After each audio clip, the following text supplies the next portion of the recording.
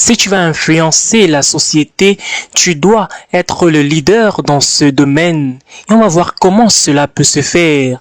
Vous savez, quand on parle de leadership, nous sommes généralement confrontés à un problème historique.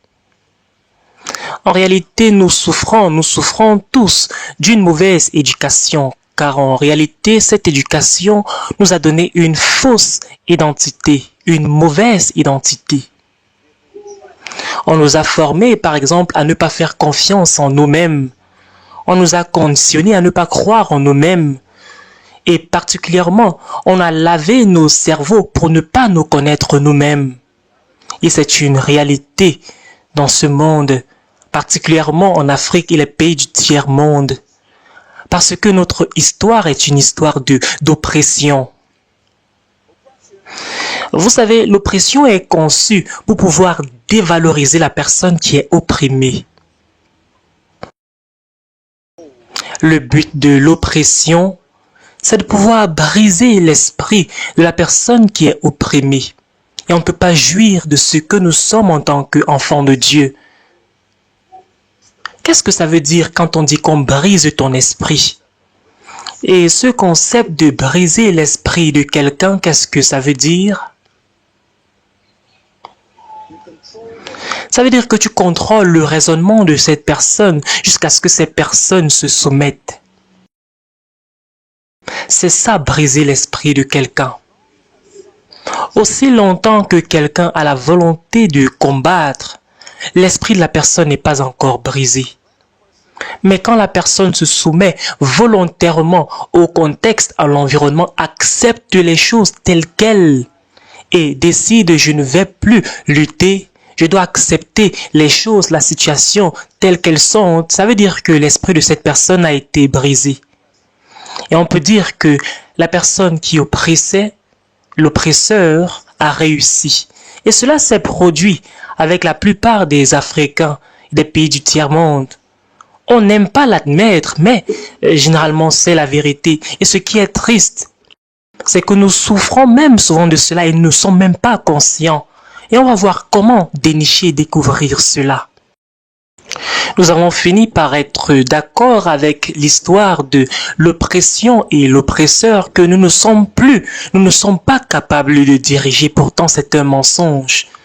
C'est une fausse identité que le leadership est réservé juste pour un groupe d'élite, des personnes différentes de nous, de par peut-être leur peau, leur famille, et qui sont peut-être choisis par les dieux pour être supérieurs à nous.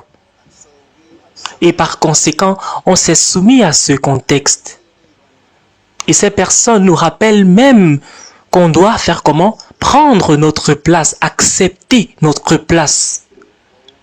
On dit prends ta place, tu connais ta place dans la société. Ce concept est vrai même aujourd'hui. Dans nos pays aujourd'hui, c'est toujours vrai. On ne parle pas, on évite ces sujets, mais je sais que c'est la réalité. En fait, j'ai eu des expériences avec ce genre de situation pendant que je voyage. Il y a des gens qui supposent que je ne peux pas prendre la première classe ou le business class.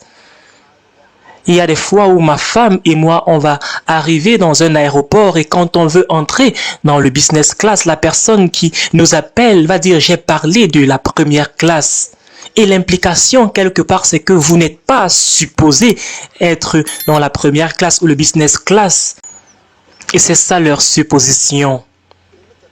On regarde à ma couleur de peau et on suppose que je ne peux pas être dans la première classe ou le business class. Et on se dit, peut-être tu as mal compris l'annonce, monsieur. Et cela arrive dans les hôtels, dans les sociétés d'assurance, les compagnies d'assurance, dans plusieurs entreprises. Et on se demande bien, est-ce que ce monsieur peut être dans ce genre de catégorie? On dit, il faut prendre ta place. Et le problème, quelque part, c'est que vous et moi, on a accepté cela comme notre identité, même de façon inconsciente. Et quand on parle d'une session sur le leadership, il y a plusieurs personnes, même des chrétiens, qui refusent de venir participer. Parce que quelque part, on est contrôlé dans notre subconscient, contrôlé par l'idée de l'oppresseur. Parce qu'on croit que le leadership, c'est juste pour un petit groupe de personnes, un groupe d'élite, des personnes qui sont douées particulièrement. Et moi qui suis une personne normale, c'est ce que vous pouvez vous dire, une personne moyenne, cela ne me concerne pas. Cette idée est satanique et démoniaque, ça ne vient pas de Dieu. Parce que nous sommes créés à l'image de Dieu. Il faut dire que la raison pour laquelle tu as été créé, c'est le leadership. J'essaye de convaincre les gens de ceci depuis plus de 29 ans aujourd'hui. Et il y a beaucoup de personnes qui refusent de croire en cela. Il faut dire que moi-même, j'étais piégé par ce raisonnement. J'avais cette mauvaise conception de moi-même. J'ai presque cru que c'était vrai. J'ai presque cru à l'oppresseur. Jusqu'à ce qu'un jour, Dieu m'a introduit à moi-même. Il m'a introduit à qui j'étais réellement. Et cette introduction est venue de Dieu lui-même, le Créateur. Il m'a introduit à qui j'étais réellement, une personne que je n'avais jamais connue par le passé. En fait, quand je me suis rencontré, j'ai eu peur de moi. J'ai eu peur de moi-même. Pourquoi? Parce que c'est pas la personne qu'on m'avait présentée, que la société m'avait présentée. On m'avait dit, ne pense jamais de toi comme ceci, pouvant faire telle ou telle chose. Tu ne peux pas faire certaines choses. Et j'ai bataillé, j'ai lutté contre ce démon, contre ce faux raisonnement, contre cette mauvaise identité. J'ai lutté contre l'humiliation de moi-même, contre l'annulation de moi-même. Je me suis saboté très souvent par le passé. Et il faut dire que c'est la situation de la plupart des personnes dans le tiers-monde, qu'ils soient hispaniques, qu'ils soient africains, qu'ils soient des personnes colonisées par la France, colonisées par des Portugais comme le Brésil, ou des personnes peut-être des Philippines, des îles des Caraïbes, qu'ils soient des Mexicains, où il y a eu une histoire de colonisation, d'oppression. Généralement, on retrouve ce genre de croyances, de fausses identités. Il faut dire que cette bataille continue à perdurer dans les esprits et dans les mentalités. Et le problème, c'est qu'on ne connaît même pas. On a tellement vécu dans cette situation pendant longtemps qu'on croit que c'est normal. On ne connaît pas qui nous sommes réellement. Donc je veux parler de ceci aujourd'hui. Comment devenir toi-même? Comment redevenir la personne que Dieu t'a appelé à être? Comment être ce leader?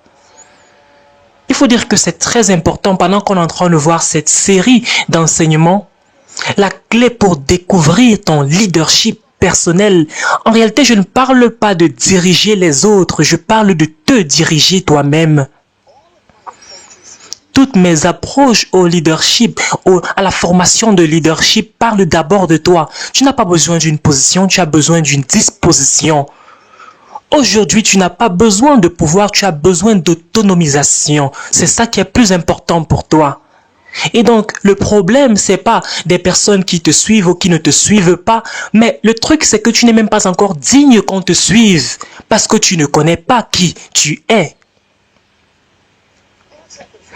Il faut dire que le leadership, premièrement, est d'abord personnel et ensuite c'est public. C'est la raison pour laquelle on doit d'abord traiter avec ce leadership personnel qui nous sommes, quelle est notre vraie identité. Et cela concerne les adolescents, les enfants, les adultes. Nous avons tous besoin de ce genre d'enseignement. On a besoin de nous découvrir nous-mêmes. Je vais commencer par une déclaration très forte. Il faut dire que les leaders sont des personnes très intéressantes. Et la différence entre un patron et un leader, c'est que le patron va te dire « pars faire ceci ». Mais un leader est différent. Un leader va dire « allons faire ceci ». Le patron aime donner juste des instructions. Et il y a la différence entre les deux, le leader et le patron. Le leader ne dit pas « va faire ceci ». Le leader dit « suivez-moi » et il saute. Ils te conduisent, même dans un domaine qu'ils ne connaissent pas, qu'ils ne maîtrisent pas. Pourquoi? Parce qu'ils ont cette vision. Parce que le leader a cette capacité de voir. Donc, il faut dire que les leaders sont toujours en train d'initier quelque chose. Ils sont des initiateurs. La plupart des personnes qui habitent en Afrique, dans les Caraïbes, en Amérique du Sud, sont timides. Est-ce que vous avez remarqué? On nous appelle des personnes passives. La passivité est le résultat d'un entraînement, d'un conditionnement. C'est pas naturel d'être passif. Ce n'est pas naturel d'être timide, mais on te fait croire cela. On t'a formé pour être de cette façon-là. Ta culture t'a moulé pour être timide. On t'a conditionné pour ne pas t'exprimer. On a dit que tu ne dois même pas partager tes pensées. En réalité, une des façons qu'on t'a formé, qu'on t'a enseigné, on t'a dit ceci. On a dit qu'on doit te voir, mais on ne doit pas t'entendre. Tu ne dois pas dire ce que tu penses. Cela vient de notre histoire. Donc, les esclaves et des femmes de ménage et les serviteurs étaient dans la maison, on ne devait même pas savoir qu'ils sont là. On les voit de temps en temps en train de marcher. On doit les voir mais pas les entendre. Ils devaient juste faire le ménage, la cuisine. Comment est-ce que tu peux questionner ton pays? C'est ce qu'on nous dit aujourd'hui. On doit te voir mais on ne doit pas t'entendre. On ne voudrait pas entendre ton opinion au sujet de quoi que ce soit. On va te dire ce que tu dois faire. Cet esprit d'oppresseur, d'oppression. Cela a produit un peuple qui est tellement passif. Un peuple qui n'initie rien. Il voit juste des choses se produire. Rien n'arrive au travers d'eux. Quelle tragédie. Cela doit changer maintenant au nom de Jésus-Christ. Est-ce que tu connais ton âge? Si tu ne changes pas ça aujourd'hui, tes enfants vont être victimes de ce que d'autres personnes ont initié. Il est temps pour toi de pouvoir oser. Et il faut dire à tout le monde autour de vous, je ne vais plus attendre. Notez ceci s'il vous plaît, les leaders n'attendent pas. Si vous êtes un leader, vous êtes toujours prêt à sauter le premier. Et il y a des fois, vous ne savez même pas ce qui va se passer quand vous allez sauter. Mais votre confiance en votre capacité de pouvoir nager, en votre capacité de vous envoler, est plus grand même. Votre confiance est plus grande que votre peur.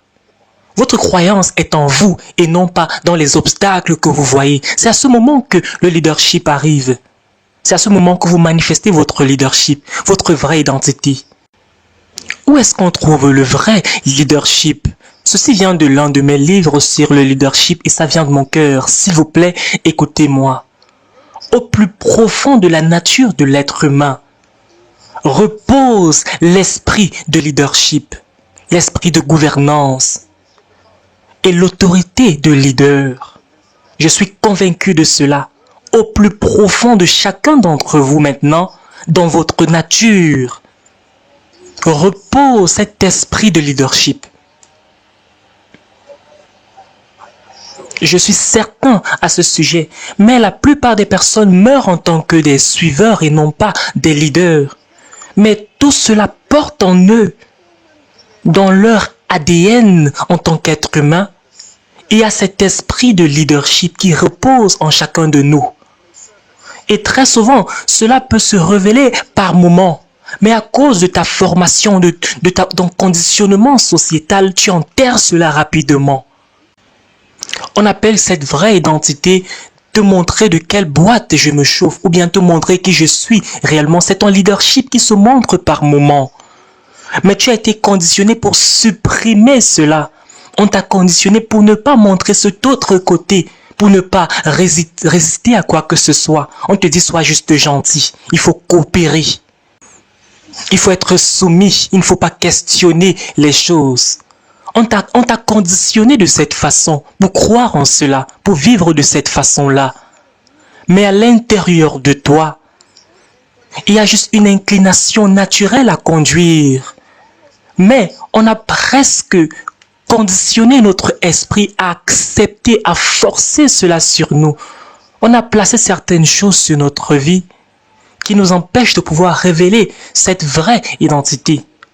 Il y a comme une douleur qui vient quand on traverse une certaine ligne. Et cela vient sous forme de menace, ça vient sous forme d'intimidation. On commence à inculquer une certaine peur. On te dit tu vas perdre ton travail si tu oses faire ceci, si tu résistes à quelque chose. Ce sont des pressions. Vous savez, c'est un peu comme un cheval qu'on contrôle par la douleur. Le cheval a cette bride sur la bouche. Quand on tire d'un côté, ça fait mal et il se tourne de l'autre côté pour arrêter la douleur. Donc, tu n'es pas en train de contrôler le cheval. Le cheval est juste en train de répondre à la douleur. C'est ce qu'on a fait avec les êtres humains. La culture a mis une bride dans ta bouche qui te dit ce que tu peux faire et ce que tu ne peux pas faire. Ne va pas dans cette direction, sinon tu vas souffrir. Mon espérance aujourd'hui, c'est que pendant que nous sommes en train d'écouter ces messages, tu vas sortir de cette identité, de cette fausse identité-là. Tu vas toi-même couper la bride sur ta bouche. Tu vas récupérer ton esprit de leader. Et c'est ce que je veux voir après ces messages. Je voudrais que tu puisses saisir qui tu es réellement et dire que waouh, je me suis découvert, voici qui je suis réellement. C'est une bataille qu'on doit mener. Dans un de mes livres, qui est appelé l'esprit de leadership, je vous montre deux définitions. Il y a l'esprit de leadership et il y a l'esprit leader. Ils sont différents, ces deux mots. Cela m'a pris quelques années pour comprendre. Mais l'esprit de leadership, c'est ce avec quoi tu es né. Mais l'esprit leader, tu dois apprendre cela. Donc tout le monde a la première chose qui est l'esprit de leadership. Mais afin de pouvoir être le leader que tu es réellement, tu dois également capturer ce qu'on appelle l'esprit leader. Et cela a à voir avec une conversion de ta mentalité au sujet de toi-même. Qu'est-ce que tu crois à ton sujet? Et c'est ça ton problème. On t'a dit ce que tu dois croire et ce que tu ne dois pas croire à ton sujet. Peu importe qui ils sont. Ça peut être que la communauté, la culture, le système éducatif, les parents, les leaders dans ta communauté, les politiciens, on t'a convaincu de qui tu es réellement. Parce que si tu découvres qui tu es réellement, tu deviens quelqu'un qu'on ne peut pas contrôler. Et c'est ça le défi. L'esprit de leadership veut dire que au-dedans de toi, il y a un leader qui est piégé dans un suiveur. Donc s'il vous plaît, notez cette phrase. Tu es né pour l'idée, pour diriger. Mais tu dois devenir un leader. Cette phrase simplement veut dire que au-dedans de toi, il y a une personne puissante. Mais cette personne est piégée, cette personne est cachée. Et tu dois passer par un processus pour manifester cette personne. Je ne questionne pas si cette personne existe réellement. Mais la question que je me pose, c'est est-ce qu'on va réellement voir cette personne un jour? Est-ce qu'on va voir cette personne, le vrai toi? Est-ce qu'on va voir cette femme puissante au-dedans de toi? Je considère donc le leadership comme une semence qui a un arbre à l'intérieur. Tout le monde, toute semence a une plante à l'intérieur, un arbre à l'intérieur. Nous sommes d'accord avec cela. C'est impossible d'avoir une semence qui n'a pas un arbre à l'intérieur. Quand tu arrêtes cette semence entre tes mains, tu es en train d'arrêter. Bien évidemment, tu arrêtes un arbre dans ta main. Et c'est la vérité. Et le problème, c'est que pour que cette semence devienne l'arbre, il faut bien que la semence passe par un processus. Que la semence soit dans un bon environnement pour que la semence devienne ce qu'elle est déjà. Donc, en d'autres termes, ce manguier se retrouve déjà dans cette semence. Mais pour que ce manguier sorte de la semence, il faut bien un processus. Pour que cette semence devienne un arbre mature, qui est déjà à l'intérieur. Il faut le processus. C'est de la même façon que le leadership est. Tu es né avec le leadership à l'intérieur de toi. Mais pour que tu deviennes cette personne, tu dois passer par un processus.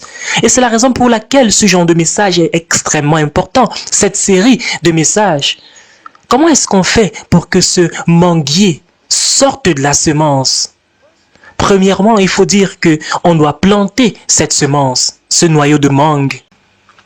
Deuxièmement, il faut de l'humidité. Troisièmement, il faut des nutriments qui viennent du sol. Quatrièmement, il faut le temps. Et bien évidemment, il faut aussi le soleil. Généralement, on s'est caché avant d'être exposé. Tu ne sors pas de nulle part et tu dis que tu es un leader. Non, il faut un temps de formation. Sixièmement, la semence doit percer au travers de ce sol. Souvent, tu dois lutter depuis le commencement pour te manifester, juste pour sortir à la surface. Et ensuite, tu as besoin de soleil. Tu as besoin des rayons ultraviolets qui viennent du soleil pour convertir ce que tu as à l'intérieur en chlorophylle. Il faut des entrées extérieures dans ta vie, non pas pour te créer, mais pour pouvoir te germer. Mon travail en tant qu'enseignant, c'est de pouvoir verser de l'engrais et de l'eau et des nutriments. Je ne suis pas là pour faire de toi un leader, mais je suis là juste pour faire sortir ce qui est déjà à l'intérieur de toi. Le sol ne crée pas la plante. L'eau ne crée pas la plante. Les nutriments ne créent pas la plante. La plante est déjà à l'intérieur, mais toutes ces composantes, ce qu'elles font, c'est de pouvoir activer ce qui est déjà présent à l'intérieur. C'est la raison pour laquelle tu n'es pas encore un leader. Pourquoi? Parce que tu as été dans un environnement toxique depuis les 30 dernières années de ta vie. Dans ta salle de classe, il y avait du poison. Tes enseignants étaient des menteurs. Ils ont tordu ton image de toi-même. Et certains d'entre vous, même les parents, étaient de la pollution. On vous a tordu dans votre propre maison. On n'a pas activé ce potentiel. Et vous avez bataillé dans votre quartier, dans votre ville, dans votre pays. Vous devez lutter. Parce que même vos amis ne croient pas en vous. On ne voit pas. Vous devez devenir cette personne. Devenir qui vous êtes réellement. Cette personne existe déjà. Mais vous devez devenir cette personne-là. Et c'est la raison pour laquelle je fais très attention de ceux qui sont ma compagnie, mes amis. Je fais très attention de quel genre de livre je lis. Je ne voudrais pas nourrir ma semence avec des poisons. C'est la raison pour laquelle je fais très attention quel genre de film je regarde à la télévision ou sur Internet. Parce qu'il y a souvent un mauvais langage qui peut tuer ce qui est à l'intérieur. Il faut dire que quand tu découvres ce que tu portes à l'intérieur, tu deviens conscient de ton environnement. Conscient de ce que tu nourris à cette semence, à ce que tu es à l'intérieur. Mais très souvent, on ne s'occupe même pas de ce que nous faisons, de où nous allons. On ne se préoccupe pas de ce que nous mangeons. Et je parle pas de la nourriture mentale. On ne s'inquiète pas de qui nous nourrit de l'extérieur, qui met du fertilisant, de l'engrais. De la personne que tu écoutes en train de te mettre de l'engrais. Et ça peut être même du poison. Ça peut être un film, ça peut être un programme sur Internet, peu importe. Mais si cette personne te nourrit de l'extérieur, tu permets que cette personne te nourrit ou bien que cette personne t'infecte. Infecte l'arbre qui est déjà à l'intérieur. Et c'est ça le challenge du leadership. Je vous ai mentionné que tout le monde est né pour être leader. Il faut dire que tu as été créé pour l'idée, pour diriger, mais non pas pour diriger des gens. Écoutez-moi très attentivement, c'est un concept différent parce que je sais, j'enseigne ça partout dans le monde entier. Quand on parle de leadership dans le monde, on parle de diriger des gens. On dit qu'il faut avoir des suiveurs. Non, c'est pas correct, je ne suis pas d'accord avec cela. On m'a enseigné cela et les Chinois ont un proverbe qui dit que celui qui n'a pas de suiveur est simplement en train de faire un tour. Il n'est pas un leader. Donc on te dit que si tu n'as pas de suiveur dans cette génération, tu n'es pas un leader. Ce n'est pas vrai parce que je vais vous dire ce que vous devez diriger. Donc les Chinois disent que celui qui croit qu'il est en train de diriger, il n'y a personne qui est derrière lui. Ça veut dire que cette personne est simplement en train de prendre une balade. Avant, je croyais en cela, mais aujourd'hui, je ne crois plus en cela. Pourquoi? Je ne crois pas que tu as besoin des followers, des suiveurs pour être un leader. On va le voir tout à l'heure. Je sais que c'est assez choquant.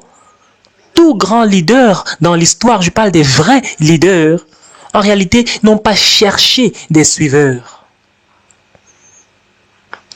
Est-ce que vous m'écoutez? Quand une personne cherche des suiveurs, c'est juste la preuve pour moi que cette personne n'est pas un leader ou une leader. Cette personne a un problème d'ego. Cette personne a une mauvaise image d'elle-même. Cette personne a une mauvaise confiance en elle-même. Cette personne a besoin que d'autres personnes puissent la valider. Ça, c'est pas le leadership. Ça, c'est juste une maladie. Tu n'as pas besoin forcément des suiveurs. C'est ce qu'on appelle un manque d'estime de soi. Et il y a beaucoup de ces personnes dans nos nations comme nos leaders, entre guillemets. Vous n'avez pas été créé pour diriger les autres. On va le voir. Cela me conduit à mon deuxième point. Tu as été créé pour diriger dans un domaine où tu as un don. J'espère que vous suivez. Tu as été conçu par le Créateur pour pouvoir délivrer un don, apporter un don à ta génération. Et à l'intérieur de toi, il y a quelque chose dont nous avons besoin. Quelque chose que nous voulons vraiment. Personne n'est venu sur terre vide. Personne. Revenons à l'exemple du manguier et du noyau du mangue, la semence. Le noyau d'une mangue a un don à l'intérieur. Quel est le don à l'intérieur du noyau d'une mangue? Je sais que beaucoup de personnes ont dit l'arbre. Non, c'est pas le manguier. Ce sont les mangues qui se trouvent sur le manguier. C'est ça les dons qui se trouvent à l'intérieur de la semence. Et ces dons sont cachés dans cette semence que tu as dans ta main. L'arbre existe pour pouvoir apporter ses fruits par la suite, ses mangues. Il faut dire que tu es un arbre et ton don, c'est le fruit que tu nous apportes. Tu es né pour nous donner tes fruits, pour nous apporter ton don. Maintenant, écoutez ce qui est très important. Quand tu vas vers un manguier qui est rempli de mangues, est-ce que tu y vas pour le manguier? Non, tu n'y vas pas pour le manguier. Malgré tout le travail que le manguier a fait, malgré le fait qu'il a fait grandir ses branches, ses feuilles et tout cela, non. Tu vas vers le manguier, non pas pour le manguier, mais pour le fruit, pour le don. Il faut dire que quand tu commences à porter du fruit, tu n'as pas besoin de chercher des suiveurs. Quand tu commences à porter du fruit, tu n'as pas besoin. Les suiveurs vont venir naturellement. Donc le leadership, c'est pas chercher des personnes pour te suivre. C'est toi qui découvres ce don que tu dois porter. Tu dois simplement découvrir que tu es un arbre et que tu portes en toi ce don. Ces découvertes sont très importantes parce qu'une fois que tu as découvert cela, cela te libère des gens. Ça te libère de l'opinion des autres. J'ai découvert quelque chose de très important au sujet des arbres fruitiers. Les arbres fruitiers n'apportent pas leurs fruits vers toi. Est-ce que tu peux noter cela, s'il te plaît? Quand tu connais quel est ton don, tu n'as pas besoin de pouvoir promouvoir cela. Cela va se promouvoir seul. Et on va te chercher par la suite. Je me souviens quand je grandissais, j'étais encore un petit garçon avec mes amis. Il y avait une de nos voisines qui avait, à côté de notre maison, elle avait plusieurs arbres fruitiers dans sa concession. Et nous, à la maison, on n'avait que 2 arbres fruitiers. Et quand nos arbres fruitiers étaient vides, en tant que petit garçon, on regardait à ces mangues, à ces goyaves, à ces arbres fruitiers. Et à un certain moment, la passion pour les fruits était plus élevée que la clôture de la maison même. Et soudainement, on avait la révélation qu'on pouvait sauter au travers de la clôture parce qu'on avait une grande passion pour ces fruits. et on se retrouvait en train d'accomplir des choses extraordinaires. On sautait au-dessus de cette clôture et elle avait même des chiens. On n'avait pas peur de ces chiens. Il faut dire que le désir était plus fort que le danger. Le désir est plus fort que le danger. Quand des gens voient ton fruit, ils vont sauter au-dessus des autres personnes pour avoir ton fruit. C'est ce qui arrive chez l'être humain. Je reçois tellement d'invitations partout dans le monde entier. Je n'ai jamais demandé à quelqu'un de m'inviter dans son église, de m'inviter dans sa conférence. Quand tu développes ton fruit, quand tu raffines ton fruit, premièrement, tu dois le découvrir et ensuite tu le raffines, tu l'améliores. Et dans cet enseignement, je vais te montrer comment le trouver. Parce que si tu vas être ce leader que tu es à l'intérieur, tu dois découvrir cette chose, découvrir quel est ton don. Vous savez, si un manguier décide d'être un bananier, ça ne peut pas fonctionner. Le manguier est confus, ça ne peut pas marcher de cette façon. Et il y a certains d'entre vous qui voulaient être quelque chose d'autre. C'est la raison pour laquelle on n'arrive pas à vous trouver. Cela nous conduit au troisième point. Est-ce qu'on peut noter ceci?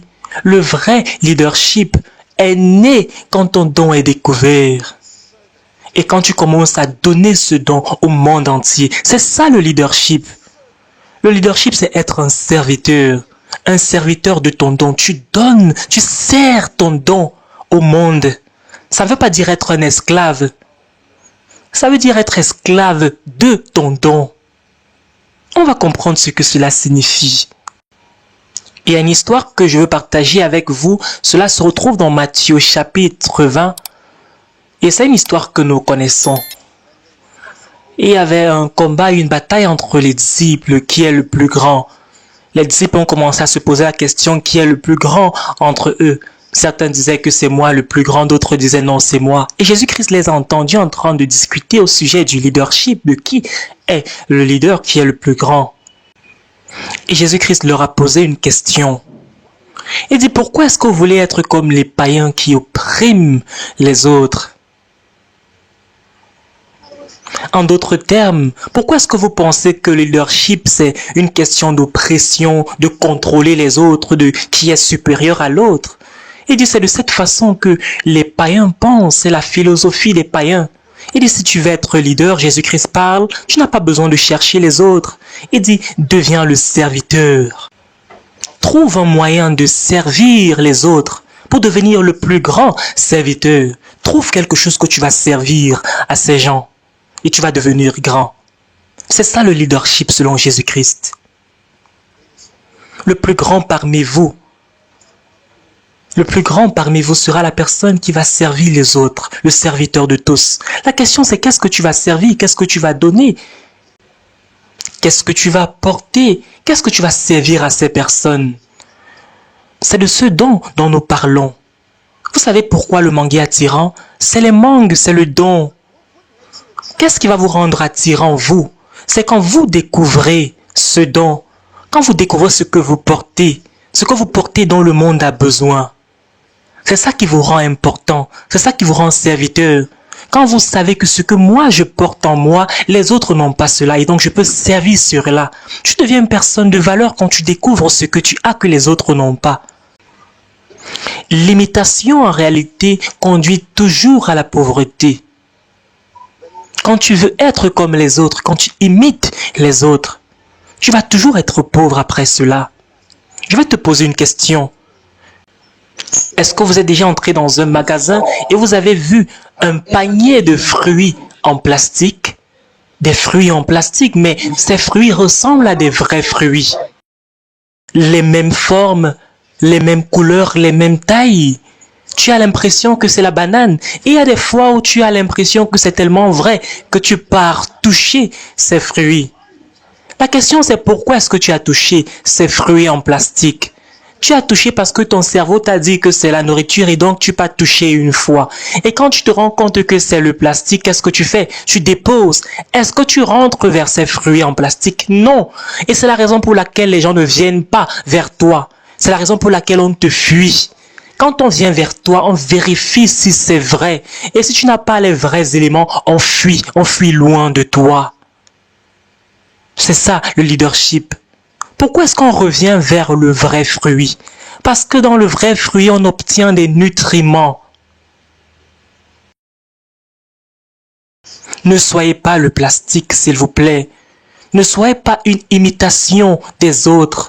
Ne soyez pas moins cher. C'est la raison pour laquelle ça fait tellement mal à mon cœur. Quand je vois des jeunes gens aujourd'hui, je vois même des vieux qui imitent les autres. Cela me fait très mal au cœur. Certains d'entre vous, de toute votre vie, vous n'avez jamais conçu quelque chose pour vous-même. Vous n'avez jamais conçu votre tenue. Comment se fait-il, vous ne vous êtes jamais assis pour dessiner un vêtement que vous voulez? Est-ce que vous savez pourquoi? Parce que vous regardez à la télévision, vous regardez tel artiste, telle star, Beyoncé, et vous dites que je veux être comme elle. Quel est ton problème? Et donc l'industrie de la mode est bâtie et construite sur ton manque d'estime de toi-même. C'est ça qui leur donne de l'argent, parce que tu n'as pas confiance en toi. Parce que tu ne t'aimes pas suffisamment. Tu as besoin que les autres puissent te valider. Tu as besoin de porter les vêtements que les autres portent pour te sentir important. C'est ce qu'on appelle la mode. Être à la mode, être comme les autres. Comment se fait-il toi-même, tu n'es pas la personne qui initie la mode? Comment se fait-il, c'est toi, on n'imite pas ce que toi tu portes? Parce que nous sommes coincés avec ce manque d'estime de nous-mêmes. Et on essaie d'avoir l'estime des autres. Et on dit, si je porte une certaine marque de vêtements, alors je suis important. Et si tu n'es pas capable d'acheter la marque, tu n'es pas important. Les deux personnes sont malades, ceux qui achètent et ceux qui ne peuvent pas acheter. Quand tu crois en cela, ton don est ce que tu donnes au monde. Ce qui me conduit au quatrième point, la valeur dans chaque être humain, c'est le don qu'ils sont nés pour pouvoir donner à l'humanité. Est-ce qu'on peut noter cela, s'il nous plaît? La valeur dans chaque être humain, c'est le don qu'ils sont nés pour apporter à l'humanité. C'est ça qui te rend une personne de valeur. Il faut dire que ta valeur détermine ta richesse. J'espère que vous me suivez attentivement. Steve Jobs, par exemple, il ne recherchait pas l'argent. Il a trouvé son don. Bill Gates ne connaissait pas qu'il allait devenir l'homme le plus riche du monde à son temps. Il a juste découvert un don. Et il a pris ce don et il a servi cela au monde. Il a inventé quelque chose qui n'existait pas. Et de là est sortie sa richesse. Il faut dire que la richesse était simplement une conséquence de son don.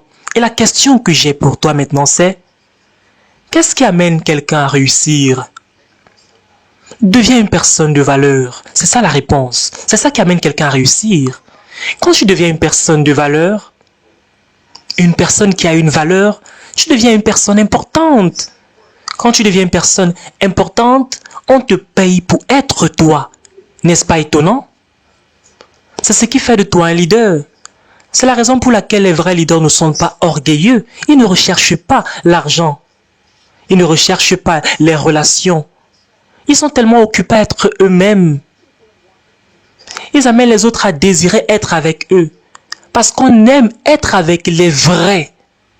Comme ces vrais fruits-là. Pensez-y. Ne détestez-vous pas être avec les faux?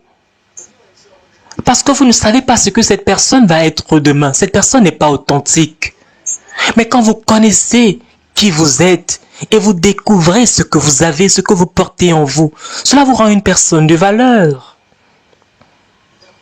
Et par conséquent, le leadership n'est pas une question des gens. C'est une question de découverte de soi. C'est la première étape, le leadership personnel. Il faut noter ceci. Les gens sont attirés, non pas à toi. Les gens sont attirés par le fruit, par le don que tu portes. Il y a des gens qui croient qu'ils m'aiment moi. Je suis très intelligent pour cela. Je sais que vous ne m'aimez pas moi. Jésus-Christ le connaissait également. Il savait qu'on ne l'aime pas. Lui, les mêmes personnes qui avaient crié Hosanna quand il entrait à Jérusalem, ce sont les mêmes qui 3 jours plus tard étaient en train de dire crucifiez-le, crucifiez-le. C'était les mêmes personnes. Pourquoi? Parce qu'on n'aimait pas Jésus, lui, on aimait ses dons. Il a guéri ma mère, il a guéri ma sœur, il m'a donné le pain, il m'a donné à manger.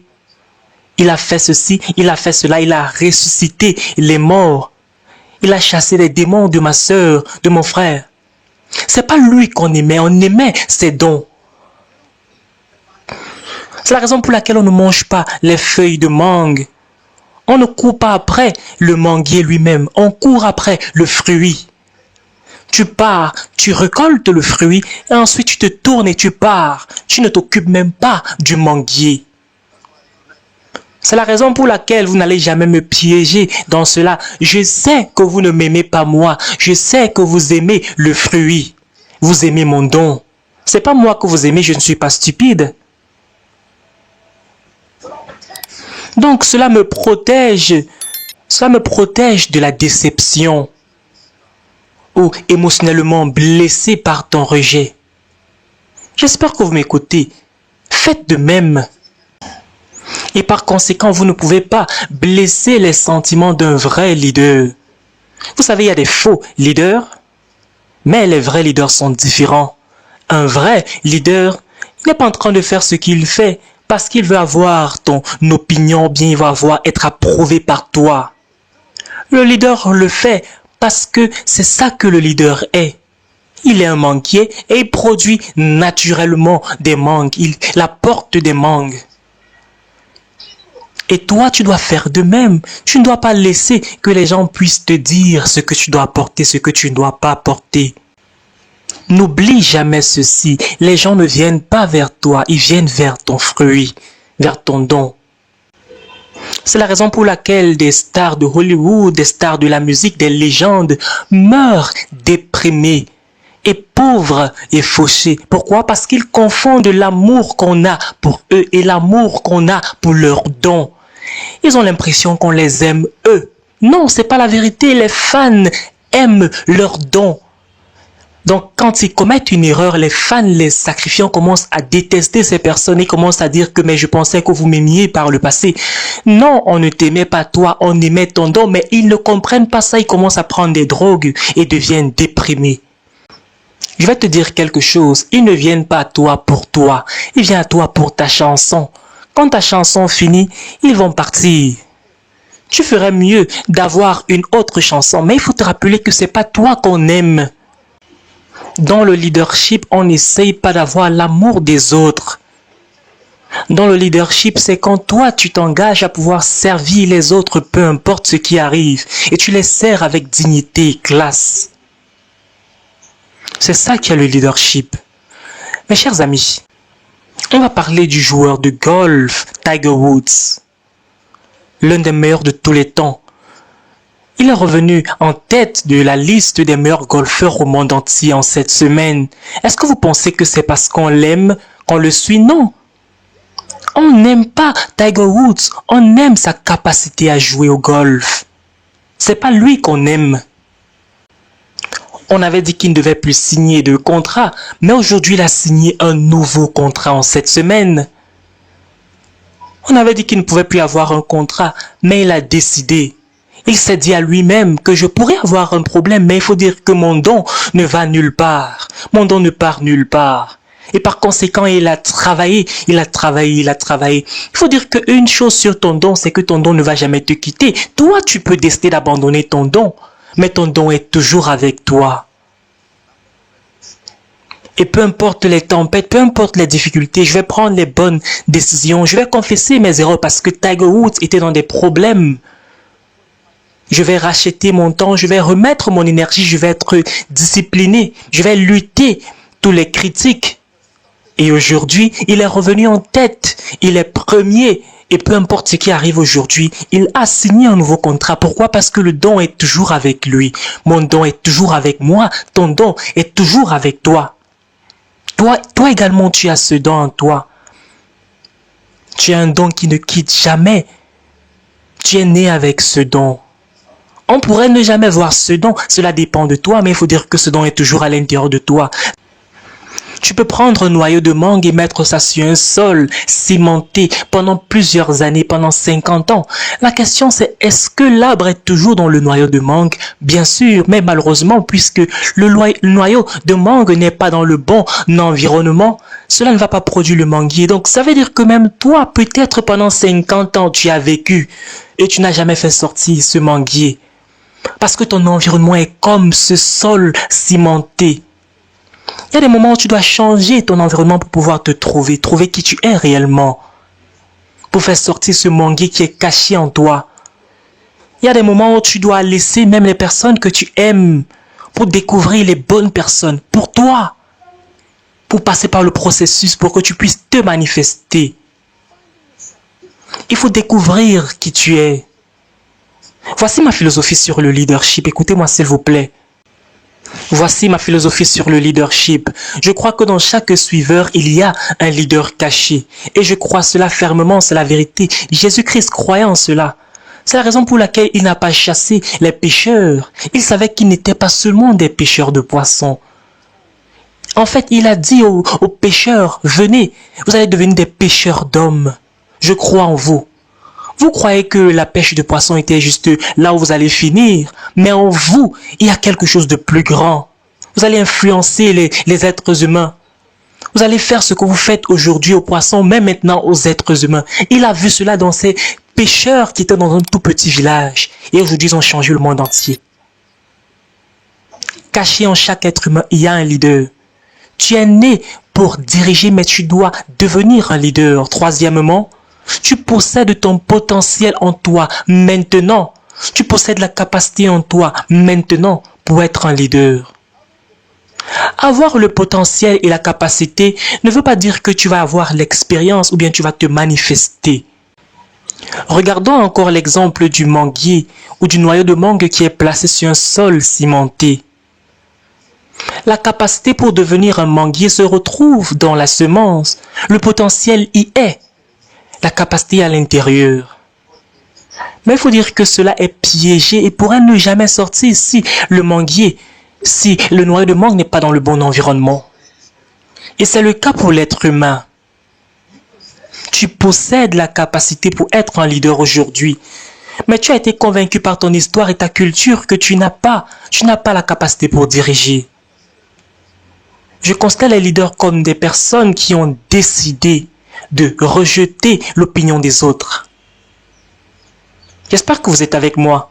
Un leader est né quand tu déclares l'indépendance de l'idée, de l'opinion des autres te concernant. Et jusqu'à ce que cela arrive, tu es encore un suiveur. Aussi longtemps que tu as besoin que les gens puissent t'aimer, tu ne peux pas devenir un leader. Je ne suis pas intéressé, je ne suis pas dans la course à chercher l'approbation des autres. Cela ne m'intéresse pas. C'est la raison pour laquelle les vrais leaders vous irritent même. L'irritation vient de ce qu'ils ne vont pas se comporter normalement, comme toi tu voudrais qu'ils soient. C'est ça qui t'irrite au sujet des vrais leaders. Ils ne sont pas soumis comme on veut. Ma philosophie encore, le quatrième point, c'est que tu as été créé pour diriger dans un domaine où tu as un don. C'est la raison pour laquelle le leadership est quelque chose que tu découvres personnellement. Le vrai leadership, c'est la découverte de soi-même. Je suis et j'ai. Quand tu découvres cela, quand tu découvres ce que tu as et qui tu es, je suis ce manguier qui doit produire des mangues. J'ai des mangues, je suis un manguier. C'est ça que tu dois découvrir pour être un leader. C'est une découverte personnelle. Et c'est ça que tu vas donner, apporter au monde, être un serviteur. Il faut dire que je ne suis pas né de cette façon comme je parle aujourd'hui. Je suis né comme tout le monde dans ce pays, sur cette île. Je suis né à l'époque de l'oppression. Et j'ai dû passer par une transition. J'avais moi-même besoin d'une transformation dans ma pensée. Et le Seigneur Jésus-Christ m'a aidé. Dieu m'a secouru. Je n'ai pas cherché des gens pour me suivre. Je n'ai pas invité les gens, je n'ai pas obligé les gens à me suivre. Est-ce que vous savez? En réalité, si vous savez qui vous êtes et vous découvrez ce que vous portez en vous, soudainement les gens veulent être votre ami. Pourquoi? Parce que même les gens ne veulent pas être avec toi pour rien. Il faut bien que tu leur apportes quelque chose. Ce fruit. Est-ce que vous avez remarqué que quand vous avez beaucoup d'argent, on commence à être avec vous pour de l'argent?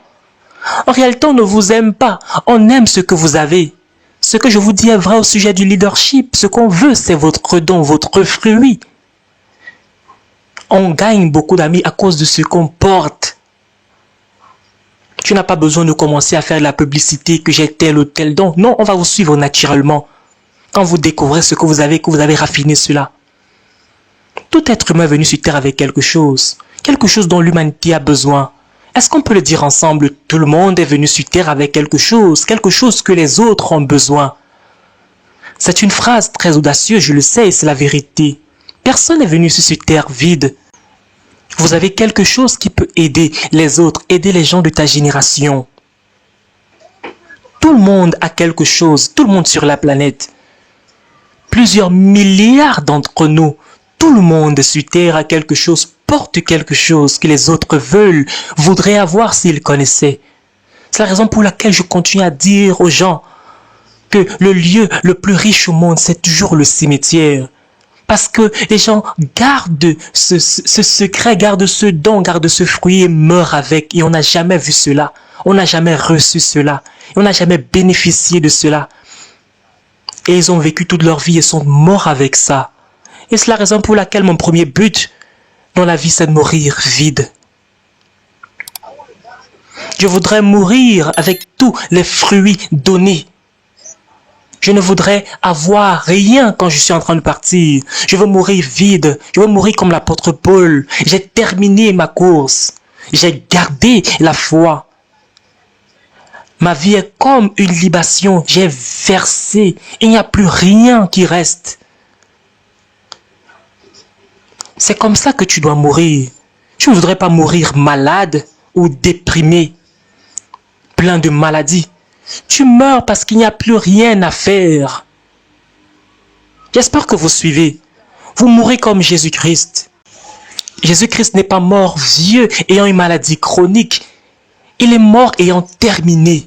Il a dit tout est accompli. Tout est accompli. C'est ça le leadership. Il dit je suis vide, j'ai donné mon tout. J'ai donné tout ce que je devais donner. Quelle manière de mourir! Dimanche passé, on avait les pères fondateurs de notre nation qui étaient ici à l'église et la plupart d'entre eux ont plus de 80 ans. Et je me suis dit qu'ils peuvent maintenant mourir. Pourquoi? Parce qu'ils ont tout donné. Ils nous ont donné ce pays.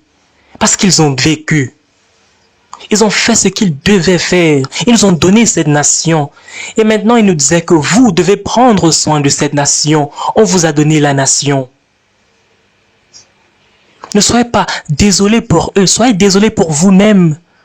Parce que vous êtes encore plein de choses que vous n'avez pas encore relâchées au monde. Voici quelque chose qu'il ne faut pas oublier, quelque chose qui a changé ma vie. Le Proverbe 18, verset 16.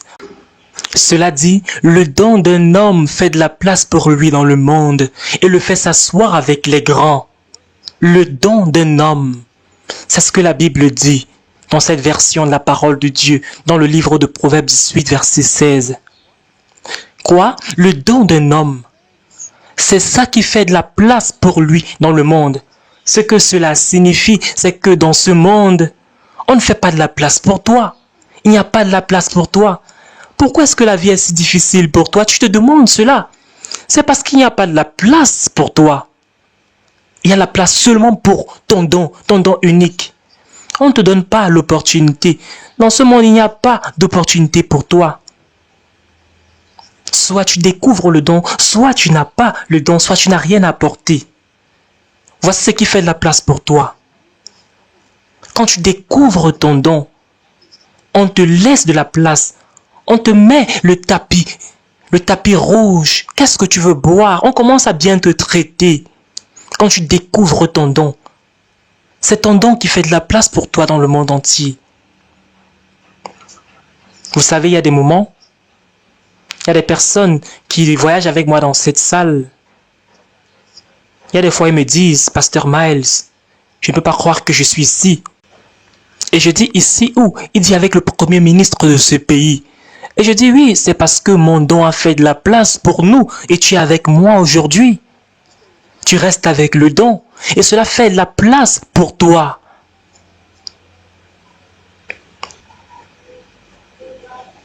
Écoutez-moi s'il vous plaît. On ne va pas t'aider. Tu dois faire en sorte qu'il t'aide. Et cela quand tu découvres ton don. C'est ton don qui fait de la place pour toi dans le monde entier.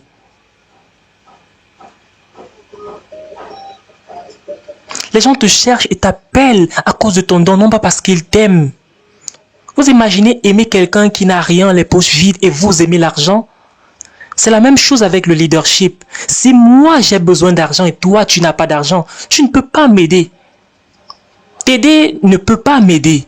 C'est la raison pour laquelle on ne t'aide pas. Donc dans le leadership, on cherche ce que toi tu as. Quand tu présentes ton don, là maintenant ton don fait de la place pour toi dans le monde entier. Tu dois avoir un don. C'est ce qui fait de la place pour toi dans le monde entier.